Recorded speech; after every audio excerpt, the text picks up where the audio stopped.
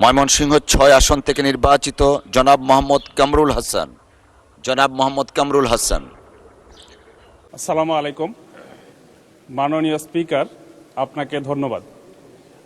আমার নির্বাচনী এলাকা ময়মনসিংহ ৬ ফুলবাড়ী আসনের জনগণের পক্ষ থেকে আপনাকে ধন্যবাদ জানাই আবারও।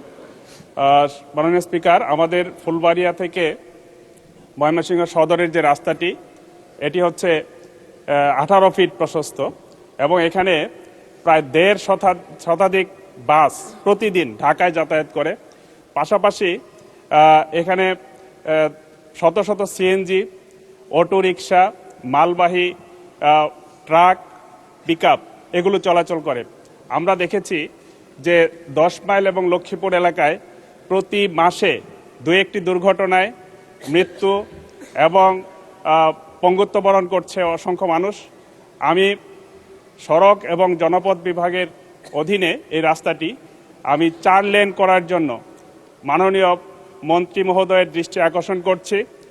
এই রাস্তাটি যদি প্রশস্ত হয় তাহলে এবং এই ফুলবাড়িয়া থেকে আসিম হয়ে বগারবাজার পর্যন্ত ত্রিশালের এই রাস্তাটি সংযুক্ত করে দেওয়া হয়, তাহলে দেখা যাবে প্রায় 40 কিলোমিটার রাস্তা ঢাকার সাথে কমে যাবে।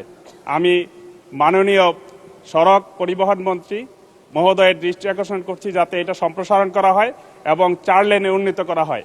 যদি এটা হয় তাহলে জামালপুর সহ ওই অঞ্চলের এই মুক্তাগাছা থেকে যে রুটটা আসছে ওই অঞ্চলের মানুষগুলো এই দিকে যাতায়াত করবে, ময়মনসিংহ শহরের যানজট নিরসন হবে।